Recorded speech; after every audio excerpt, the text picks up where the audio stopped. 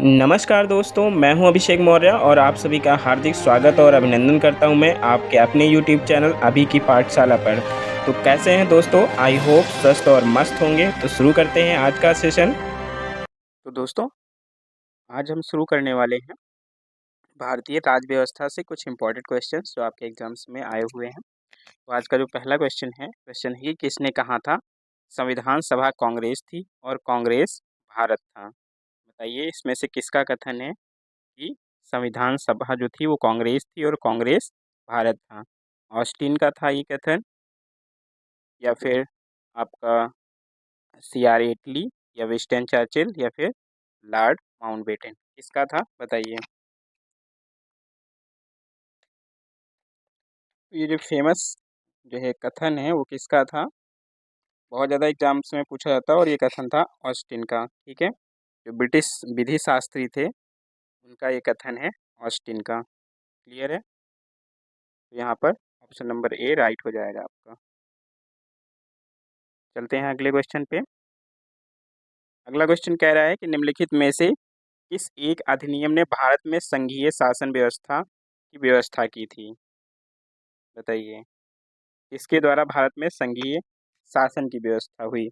भारत सरकार अधिनियम 1909, भारत सरकार अधिनियम 1919, भारत सरकार अधिनियम 1935, या फिर भारत स्वाधीनता अधिनियम 1947, इसमें हुआ? तो ये किसके जरिए हुआ था? ये हुआ था जो भारत सरकार अधिनियम 1935 था, उसके जरिए अखिल भारतीय संघ की स्थापना के रूप में संघीय व्यवस्था को लागू कर दिया गया था। ठीक है, तो ऑप्शन नंबर सी आपका यहाँ पर एकदम राइट हो जाएगा। अगले क्वेश्चन पे आ जाते हैं। अगला क्वेश्चन है, कह रहा है कि भारतीय सिविल सेवा के संदर्भ में निम्नलिखित कथनों में से कौन सा कथन सही है? पहला कह रहा है भारत सरकार अधिनियम 1919 में भारतीय सिविल सेवा के लिए एक अलग परीक्षा का प्रावधान किया गया जो भारत में होनी थी। भारतीय सिविल सेवा में 1941 में भारतीयों का प्रतिशत यूरोप वासियों से अधिक था। ये भी बताना है आपको, बताना है दोनों में से कौन से सही है या फिर दोनों सही है। तो आप सभी को पता है जो पहले परीक्षा होती थी, ठीक है, जिसको अब यूपीएससी बोलते थे, आईएएस बोलते हैं, वो पहले आईसीएस के नाम से होती थी। किसके नाम से होती थी? आईसीएस के नाम से होती थी। ठीक है, और इसका प्रारंभ जो है वो 1854 में लंदन से हुआ था। ठीक है, 1854 में इसका प्रारंभ हुआ था लंदन से। ठीक है, और बाद में क्या हुआ, ये जो भारत सरकार अधिनियम 1919 आया उसमें भारत सिविल सेवा के लिए एक अलग परीक्षा का प्रावधान हो गया जो भारत में होनी थी। ठीक है, तो पहला तो आपका यहाँ पर राइट कह रहा है। और जो 1941 में हुआ था उसमें जो भारतीयों का प्रतिशत था वो यूरोप वासियों से अधिक हो गया था, ये भी बात एकदम सही है। तो आपके जो कथन 1 और 2 दोनों सही हो जाएंगे, तो ऑप्शन नंबर सी एकदम राइट हो जाएगा। अगले क्वेश्चन पे आ जाते हैं। अगला क्वेश्चन कह रहा है भारत की संविधान निर्मात्री जो सभा थी उसके अध्यक्ष कौन थे? डॉक्टर राजेंद्र प्रसाद थे, डॉक्टर बी आर अम्बेडकर थे, श्री अय्यर थे, पंडित जवाहरलाल नेहरू थे, कौन थे बताइए।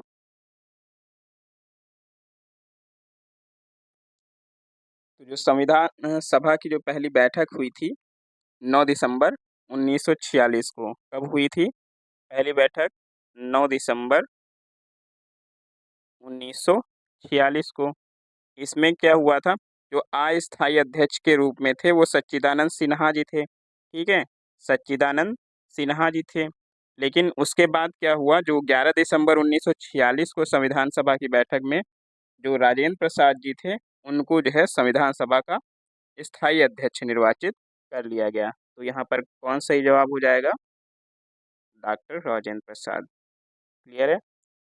अगले क्वेश्चन पे चलते हैं। अगला क्वेश्चन है, निम्नलिखित में से कौन संविधान सभा का संवैधानिक सलाहकार था? आपको बताना है संवैधानिक सलाहकार कौन था संविधान सभा का। Doctor B R Ambedkar, K M Munshi, B N Rao, या फिर टी टी कृष्णाचारी,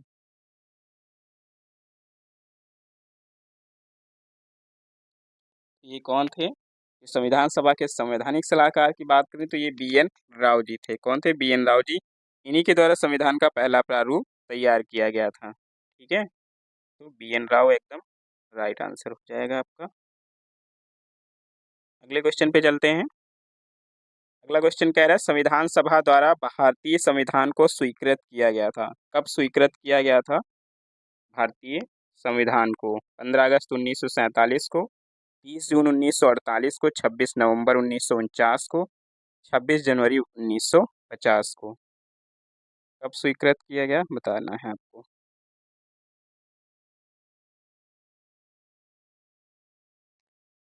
तो स्वीकृत की बात करें तो स्वीकृत किया गया था 26 नवंबर 1949 को। ठीक है, और अगर लागू होने की बात करें तो लागू कब हुआ था? लागू हुआ था 26 जनवरी 1950 से। ठीक है, तो इस बात का ध्यान रखिएगा। अगले क्वेश्चन पे चलते हैं। अगला क्वेश्चन कह रहा है भारतीय संविधान सभा की प्रारूप समिति के अध्यक्ष कौन थे? बताना है आपको प्रारूप समिति के अध्यक्ष कौन थे? डॉक्टर राजेंद्र प्रसाद, जवाहरलाल नेहरू, BR अम्बेडकर जी या फिर पुरुषोत्तम दास टंडन।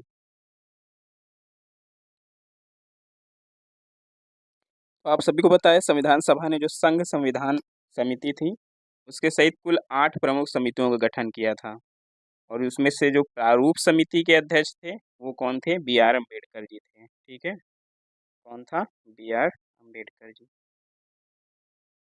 अगले क्वेश्चन पे चलते हैं। अगला क्वेश्चन कह रहा है भारतीय संविधान में मौलिक कर्तव्यों का विचार लिया गया है। कहाँ से लिया गया है मौलिक कर्तव्यों का विचार? अमेरिकन संविधान से, ब्रिटिश से, रूस से या फिर फ्रांस के संविधान से? मौलिक कर्तव्य,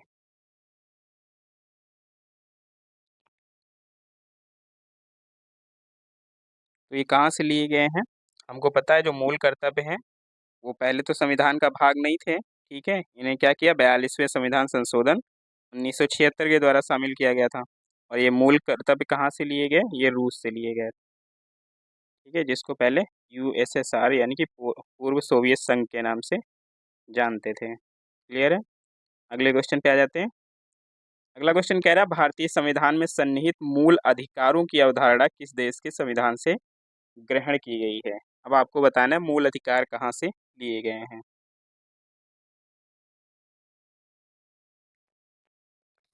तो जो मूल कर्तव्य हैं वो रूस से लिए गए थे, और जो मूल अधिकार हैं वो लिए गए थे संयुक्त राज्य अमेरिका से। ठीक है, ऑप्शन नंबर C याद रखिएगा। अगले क्वेश्चन पे आ जाते हैं। अगला क्वेश्चन, भारतीय संविधान में मूल अधिकारों का विचार लिया गया है। कहाँ से लिया गया है मूल अधिकारों का विचार? ये भी हमने पढ़ लिया। कहाँ से? अमेरिका के संविधान से। ठीक है,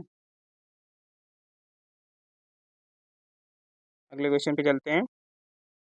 अगला क्वेश्चन कह रहा है भारतीय संविधान में आरंभ में कितने अनुच्छेद थे? 420, 380, 395 या फिर 270?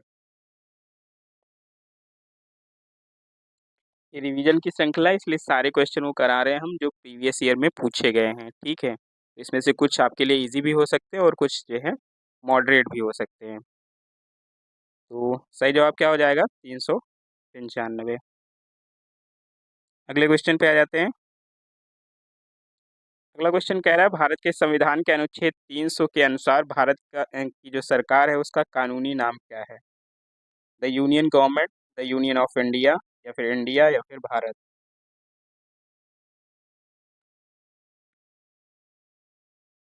तो जो संविधान का अनुच्छेद नंबर 300 है उसके अनुसार जो भारत जो सरकारी नाम है, कानूनी नाम है, वह है द यूनियन ऑफ इंडिया। क्या है?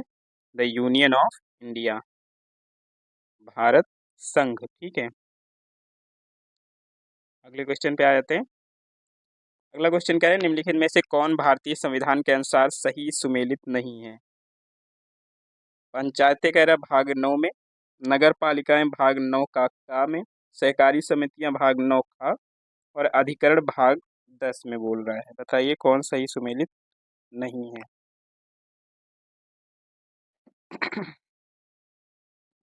तो पंचायतें हम सभी को पता है किसमें है? भाग 9 में है। नगर पालिकाएं 9A में आ जाता है, और जो सहकारी समितियां हैं वो 9B में आ जाती। अधिकरण अधिकरण की बात कर रहा है कि भाग 10 में, तो ये भाग 10 में ना होकर अधिकरण किस में होता है? भाग 15A में। किस में होता है? 15 ए में होता है। ठीक है, तो ये याद रखिएगा। तो यही आपका गलत हो जाएगा, ऑप्शन नंबर डी। क्लियर है? अगले क्वेश्चन पे आ जाते हैं। अगला क्वेश्चन फिर से सुमेलित करना है। नागरिकता दे रखा है, संघ राज्य क्षेत्र, नगर पालिकाएं। आपको एक सही सुमेलित नहीं है वो बताना है, कौन सा सही सुमेलित नहीं है। तो नागरिकता भाग 2 में आती है। ठीक है, एकदम सही बात है। संघ राज्य क्षेत्र कह रहा है भाग 8 में, एकदम सही बात है। ठीक है, संघ राज्य क्षेत्र किसमें आता है? भाग 8 में आता है। नगर पालिकाएं कह रहा है 9A में, ये भी सही हो जाएगा। क्लियर है? ये भी क्या हो जाएगा? सही हो जाएगा। और निर्वाचन भाग 15 कह रहा है, ये भी सही है। इसमें तो सारे सुमेलित ही हैं। यहाँ पर सारे ही सुमेलित हैं, कोई असुमेलित नहीं है। तो उपर्युक्त सभी हो जाएगा, यहाँ पे ऑल हो जाएगा। अगले क्वेश्चन पे चलते हैं। अगला क्वेश्चन कह रहा है वित्त विधेयकों के बारे में विशेष उपबंध किस अनुच्छेद के अंतर्गत किया गया है? बताइए किस अनुच्छेद के अंतर्गत किया गया है? अनुच्छेद 117, अनुच्छेद 119, अनुच्छेद 121, अनुच्छेद 123। अनुच्छेदों के क्वेश्चन ज़्यादा हमने नहीं लिए हैं, क्योंकि अनुच्छेदों के लिए अलग क्लास हमने 100 क्वेश्चंस की क्लास हमने अलग करा दिया है। अगर आपने नहीं देखा है तो आर्टिकल से रिलेटेड क्लास देख लीजिए चैनल पे, बहुत ही इंपॉर्टेंट क्लास थी, क्योंकि आर्टिकल से हर एग्जाम में आते जरूर है क्वेश्चन। तो ये कौन सा आर्टिकल हो जाएगा? आर्टिकल नंबर 117 यानी कि 117 अनुच्छेद हो जाएगा। ठीक है, वित्त विधेयक के लिए। आगे बढ़ते हैं। अगला जो क्वेश्चन है, सूची 1 को सूची 2 से सुमेलित करना है, फिर दिए गए कूट से सही का उत्तर चयन करना है। बताइए कौन सा सही हो जाएगा?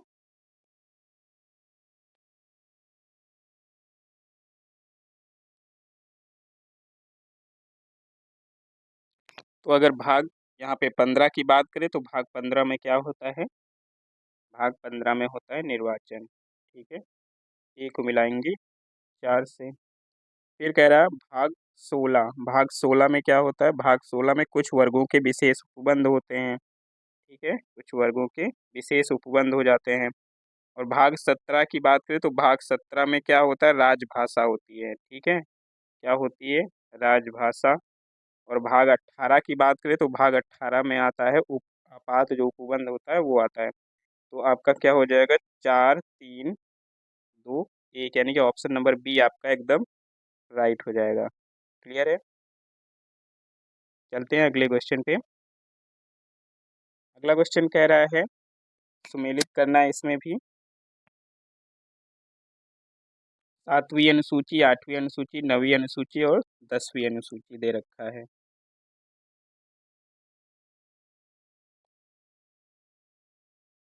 बताइए कौन किससे हो जाएगा? तो बात करें अगर 7वीं अनुसूची की, तो 7वीं अनुसूची में क्या है? संघ राज्य था, जो सीमावर्ती सूचियां हैं वो आती हैं। ठीक है, तो ए को मिलाएंगे 3 से। 8वीं अनुसूची में क्या आता है? 8वीं अनुसूची में भाषाएं आती हैं। क्लियर है? 9वीं अनुसूची में क्या दे रखा है? बताइए 9वीं अनुसूची में क्या दे रखा है? कुछ अधिनियमों का विधिमान्यकरण। ठीक है, क्या दे रखा है? कुछ अधिनियम नियमों का विधिमान्यकरण। और 10वीं अनुसूची में हम सभी को पता है जो दल बदल होता है वो है। ठीक है, तो मिला लेंगे इसको। ए को मिलाना है 3 से, और बी को आपको मिलाना है किससे? 1 से। और सी को मिलाना है 4 से। डी को मिलाना है 1 से। सॉरी, कुछ गड़बड़ हो रहा है। डी को मिलाना है 2 से। 3 1 4 2, 3 1 4 2 कहाँ पर मिलेगा? ऑप्शन नंबर डी में मिलेगा। क्लियर है? अगले क्वेश्चन पे चलते हैं। अगला क्वेश्चन है, आर्थिक नियोजन भारतीय संविधान की किस सूची में सम्मिलित है? बताइए आर्थिक नियोजन भारतीय संविधान की किस सूची में मिलेगा आपको? संघ सूची में, राज्य सूची में, समवर्ती या फिर विशेष सूची में? तो आर्थिक नियोजन जो है वो समवर्ती सूची का विषय है। इस पे राज्य और केंद्र दोनों ही कानून बना सकते हैं। ठीक है, तो ऑप्शन नंबर सी आपका एकदम राइट हो जाएगा। अगले क्वेश्चन पे चलते हैं। अगला क्वेश्चन कह रहा है भारतीय संविधान की उद्देशिका में जो संशोधन है वो कब किया गया था, बताइए। 17वें संशोधन द्वारा, 24वें, 42वें या फिर 44वें। इजी क्वेश्चन हो जाएगा आपके लिए। तो ये कब किया गया था, बताइए। ये 42वें संविधान संशोधन में किया गया था, ठीक है। और कब हुआ था 42वां वाला, 1976 में। क्लियर है, चलते हैं आगे। सही जवाब यहाँ पर नोट कर लीजिए, 42वां। अगले क्वेश्चन पे चलते हैं। अगला क्वेश्चन कह रहा है समाजवादी शब्द उद्देशिका में जोड़ा गया। कौन से संविधान संशोधन द्वारा समाजवादी शब्द उद्देशिका में जोड़ा गया था? तो ये कौन सा था? ये 42वां संविधान संशोधन ही था, ठीक है, जिसके जरिए समाजवादी शब्द जोड़ा गया था। समाजवादी शब्द के साथ साथ दो और शब्द जोड़े गए थे, वो कौन से थे? एक तो था पंथ निरपेक्ष, ठीक है, क्या था? पंथ निरपेक्ष। और तीसरा क्या था? अखंडता, ठीक है, क्या था? अखंडता। चलते हैं आगे। अगला क्वेश्चन कह रहा है कि भारतीय संविधान का कौन सा भाग संविधान की आत्मा कहलाता है? बताइए कौन संविधान की आत्मा कहलाता है। यहाँ किसी का नाम नहीं दे रखा है, ठीक है, तो उसी हिसाब से आप आंसर्स करिएगा।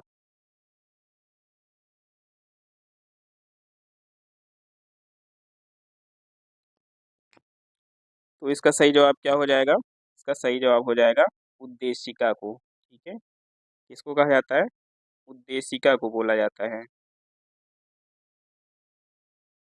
यहाँ पर ऑप्शन नंबर आपका जो होगा वो सी एकदम राइट हो जाएगा, ठीक है, उद्देशिका को। अगर संवैधानिक उपचारों का अधिकार की बात करें, इसको आत्मा किसने कहा था? इसको बी आर अम्बेडकर जी ने कहा था। तो अगर बी आर अम्बेडकर जी का नाम अगर इसमें दिया गया होता तो हम ऑप्शन नंबर डी लगाते, लेकिन उनका नाम, उनके नाम का जिक्र नहीं है, इसलिए यहाँ पर उद्देशिका हमारा सही जवाब हो जाएगा। क्लियर है, चलते हैं आगे। अगला क्वेश्चन दे रखा है भारतीय संविधान की प्रस्तावना में जिन आदर्शों एवं उद्देश्यों की रूपरेखा दी गई है उनकी व्याख्या की गई है। कहाँ पर उनकी व्याख्या की गई है, बताना है आपको। कह रहा मूल अधिकारों के अध्याय में, राज्य के नीति निर्देशक सिद्धांतों के अध्याय में, मूल अधिकारों राज्य के नीति निर्देशक सिद्धांतों एवं मौलिक कर्तव्यों के अध्याय में, या फिर संविधान के पाठ में कहीं भी नहीं।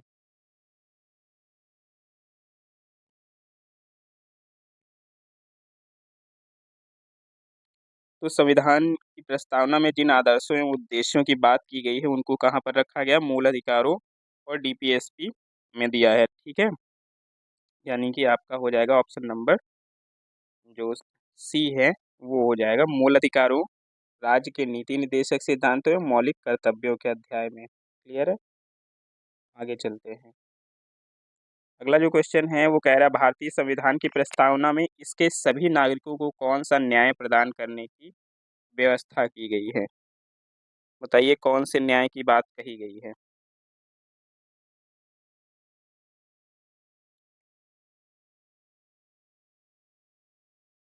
ये कौन से न्याय की बात कही गई है? सामाजिक, आर्थिक और राजनैतिक, ठीक है, सामाजिक, आर्थिक और राजनैतिक न्याय की व्यवस्था की गई है। आगे चलते हैं। अगला क्वेश्चन, भारत में जो राजनीतिक सत्ता का प्रमुख स्रोत कौन है? जनता, संविधान, संसद या फिर राष्ट्रपति? तो हम सभी को पता है जो भारत में राजनीतिक सत्ता का स्रोत है वो कौन है? जनता है, क्योंकि भारत का संविधान उसी से आरंभ ही होता है। क्या बोलते हैं? हम भारत के लोग, ठीक है। यहाँ पर जो सत्ता का प्रमुख स्रोत है वो कौन है? जनता है।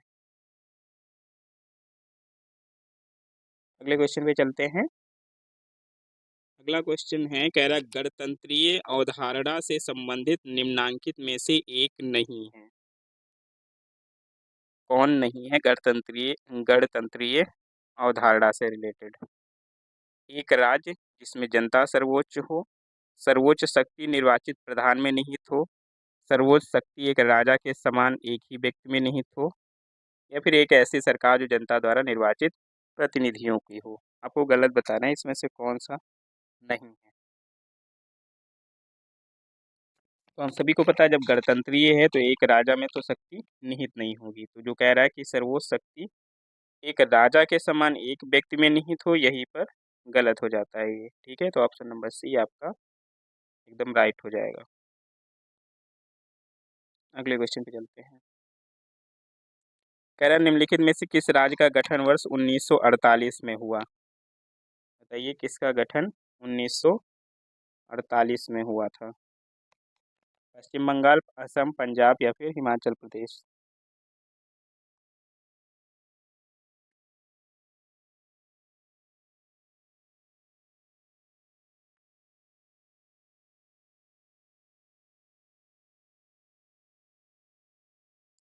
यहाँ पर क्या हो जाएगा? हिमाचल प्रदेश हो जाएगा। ठीक है, क्या हो जाएगा? हिमाचल प्रदेश। इसका गठन कब हुआ था? 15 अप्रैल 1948 में, एक एज अ प्रोविंस के नाम से। ठीक है, प्रोविंस शब्द यहाँ पर यूज़ करेंगे तो ज़्यादा सही होगा, क्योंकि स्टेट की बात करें तो स्टेट तो ये 25 जनवरी 1971 में बना था। कब बना था? 25 जनवरी 1971 में बना था, जो हिमाचल प्रदेश है। लेकिन यहाँ पे क्वेश्चन में अगर पूछा गया 1948, तो इसमें प्रोविंस पूछा गया है। यहाँ पर राज्य ना होकर प्रोविंस अगर होता तो ज़्यादा सही था, क्योंकि प्रोविंस बना था हिमाचल प्रदेश 1948 में। ठीक है, अगले क्वेश्चन पे चलते हैं। अगला क्वेश्चन कह रहा है निम्न राज्यों के निर्माण का सही आरोही क्रम है। बताना है आपको कौन सा आरोही क्रम सही है। तो इसके लिए हमको पहले इसमें जो भी गठन का वर्ष है उसको ध्यान में रखना पड़ेगा। ठीक है, जैसे नागालैंड कह रहा है, तो नागालैंड का गठन कब हुआ था? इसका गठन हुआ था 1 दिसंबर 1963 को। ठीक है, कब हुआ था? 1 दिसंबर 1963 को हुआ था। अगर बात करें मेघालय की, तो मेघालय का गठन कब हुआ था? मेघालय का गठन हुआ था 21 जनवरी 1972 को। ठीक है, 21 जनवरी 1972 को। सिक्किम की बात करें तो सिक्किम का गठन कब हुआ था? सिक्किम का गठन हुआ था 16 मई 1975 को। ठीक है, 16 मई 1975 को हुआ था। और बात करें अरुणाचल प्रदेश की, तो अरुणाचल प्रदेश कब बना? 20 फरवरी 1987 को। ठीक है, 20 फरवरी 1987 को बना। अब आप इसको आरोही क्रम में अरेंज कर लीजिए। आरोही मतलब बढ़ते हुए। तो सही जवाब हमारा क्या हो जाएगा? ऑप्शन नंबर ए ही हमारा सही जवाब हो जाएगा। ठीक है, क्योंकि सभी सीरियल वाइज दे रखे हैं। अगले क्वेश्चन पे चलते हैं। कह रहा भाषाई आधार पर राज्यों का पुनर्गठन किस वर्ष में किया गया था? बताइए भाषाई आधार पर राज्यों का जो पुनर्गठन है वो किस वर्ष किया गया था? इजी क्वेश्चन हो जाएगा आप लोगों के लिए। ये कब किया गया था? ये किया गया था 1956 में। ठीक है, कब हुआ था? 1956 में। अगले क्वेश्चन पे चलते हैं। अगला क्वेश्चन कह रहा है भाषाई आधार पर भारत में सर्वप्रथम किस राज्य का गठन किया गया? ये भी आसान क्वेश्चन हो जाएगा, लेकिन पूछा गया है क्वेश्चन एग्जाम में। तो ये कौन था? ये था आंध्र प्रदेश। ठीक है, आंध्र प्रदेश सही जवाब हो जाएगा इसका। अगले क्वेश्चन पे चलते हैं। अगला क्वेश्चन कह रहा है लोकसभा में केंद्र शासित प्रदेशों के लिए कितनी सीटें आरक्षित हैं? बताइए कितनी सीटें आरक्षित है? 20, 25, 30 या फिर कोई भी सीट नहीं?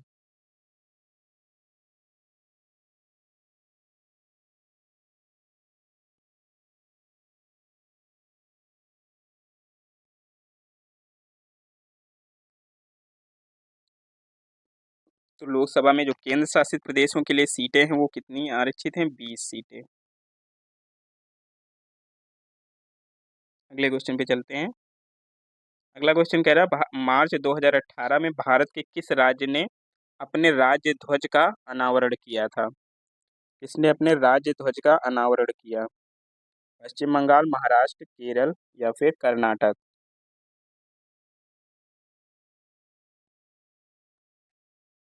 तो ये किसने किया था? ये किया था कर्नाटक ने। ठीक है, किसने किया था? कर्नाटक ने। ऑप्शन नंबर डी आपका राइट हो जाएगा।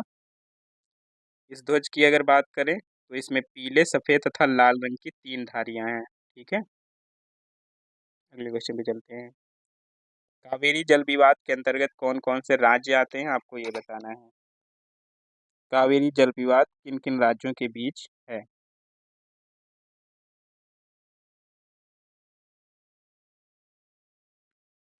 ये किन किन राज्यों के बीच हो जाएगा? ये हो जाएगा कर्नाटक, तमिलनाडु, पौंडीचेरी और केरल के बीच, यानी कि ऑप्शन नंबर डी आपका एकदम राइट हो जाएगा। ठीक है, कर्नाटक, तमिलनाडु, पौंडीचेरी, केरल, इन सभी राज्यों के बीच ये कावेरी जल विवाद है। अगले क्वेश्चन पे चलते हैं। अगला क्वेश्चन कह रहा है एक राज्य को संघ में सम्मिलित करने अथवा नए राज्यों की स्थापना करने की कार्यपालिकीय जो शक्ति है वो निम्नलिखित में से किसे प्राप्त है? संसद को, लोकसभा को, राजनीतिक दलों को या फिर केंद्र सरकार को? सही जवाब क्या होगा बताइए। तो संविधान के अगर आर्टिकल नंबर 2 की बात करें, इसके तहत जो भारत संघ में नए राज्यों का प्रवेश या फिर स्थापना दिया गया है, और जो आर्टिकल 3 है उसके तहत नए राज्यों का निर्माण दिया गया है।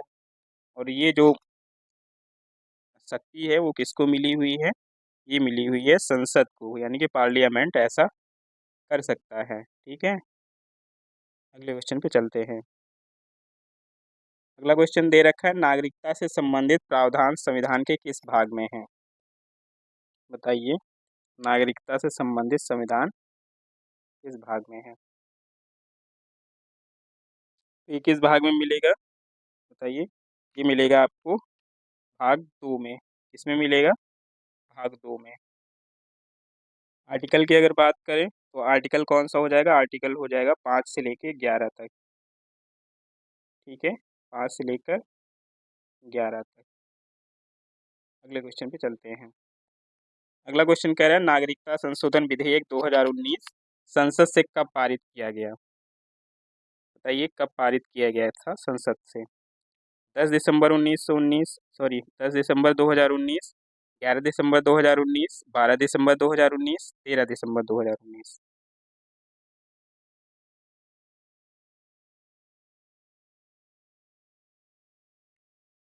पारित होने की बात की गई है यहाँ पर। तो पारित कब किया गया था? ये पारित हुआ था 11 दिसंबर 2019 को। ठीक है, 11 दिसंबर 2019 को ये पारित हो गया था। अगर हम बात करें प्रस्तुत होने की लोकसभा में, तो लोकसभा में प्रस्तुत कब हुआ था? तो वो हुआ था 9 दिसंबर 2019 को, अगर प्रस्तुत होने की बात करें। लेकिन अगर पारित होने की बात करेंगे तो वो हुआ था 11 दिसंबर 2019 को। ठीक है, अगले क्वेश्चन पे चलते हैं। अगला क्वेश्चन है भारत के संविधान के अंतर्गत कौन सा अनुच्छेद कारखानों में बालकों के नियोजन को का प्रतिषेध करता है? ये क्वेश्चन हो जाएगा आपके लिए। तो ये कौन सा अनुच्छेद है? अनुच्छेद नंबर 24 है। ठीक है, अनुच्छेद नंबर 24। आर्टिकल अगर 23 की बात करें, अगर इसमें जो सी ऑप्शन में दे रखा आपके, वो उसमें क्या है? तो इसमें जो है मानव के दुर्व्यापार और बलात् श्रम का प्रतिषेध है। ठीक है, अगले क्वेश्चन पे चलते हैं। अगला क्वेश्चन कह रहा है निम्नलिखित अनुच्छेदों में से किस एक को डॉक्टर बी आर अम्बेडकर द्वारा संविधान का हृदय एवं आत्मा कहा गया था? ये बात हमने अभी पीछे की हुई थी। तो किसको कहा है? अनुच्छेद नंबर जो 32 है, यानी कि संवैधानिक उपचारों के अधिकार को डॉक्टर बी आर अम्बेडकर ने क्या कहा है? आत्मा बोला है संविधान का। अगले क्वेश्चन पे आ जाते हैं। अगला क्वेश्चन कह रहे हैं निम्नलिखित में से किसके द्वारा संपत्ति के मूल अधिकार का लोप किया गया? किसके द्वारा संपत्ति का जो मूल अधिकार है वो हटा दिया गया?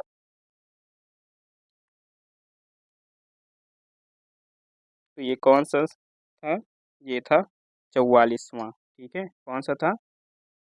44वां संविधान संशोधन। ये कब हुआ था? ये हुआ था 1978 में। कब हुआ था? 1978 में हुआ था। अगले क्वेश्चन पे चलते हैं, और आज का ये लास्ट क्वेश्चन रहेगा, 40 ही क्वेश्चन है, क्योंकि इसके ज़्यादातर जो क्वेश्चंस आर्टिकल से रिलेटेड आते हैं, और आर्टिकल मैंने सारे पहले ही करा दिए हैं एक क्लास में, इसलिए उनको हमने दोबारा नहीं रखा, बस एक आध को हमने दोबारा रिपीट किया है। ठीक है, तो भारतीय संविधान का जो छुआछूत उन्मूलन है वो किससे संबंधित है? कौन सा अनुच्छेद हो जाएगा? तो वो अनुच्छेद हो जाएगा 17। ठीक है, क्या हो जाएगा? 17। ठीक है, ये थी आज की क्लास। क्लास कैसे लगी कमेंट करके ज़रूर बताइएगा, और इसी तरह आप क्लास करते रहिए। आपकी रिवीजन की जिम्मेदारी हमारी रहेगी। क्लास अच्छी लगे तो कमेंट करिए, और क्लास को ज़्यादा से ज़्यादा शेयर करिए। ठीक है, तभी हमारा जो मोटिवेशन है हमको मिलेगा। ठीक है, तभी हम आगे वाली क्लास को ला पाएंगे। तो आज के लिए धन्यवाद, फिर मिलते हैं किसी नेक्स्ट क्लास में।